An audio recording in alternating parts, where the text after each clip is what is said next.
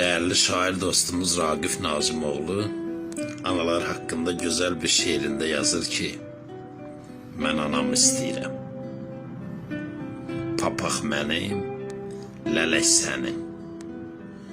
Köksündəki ələk sənin. Oxun sınsın fələk sənin. Mən anam istəyirəm. Ah çəkirəm küçədə gündüz də gecə də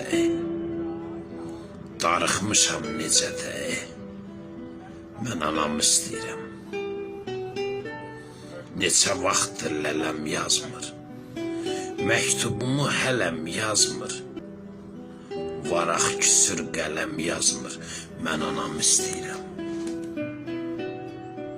Arzuların daşındayam, uca bir dağ başındayam, çox da anam yaşındayam, mən anam istəyirəm.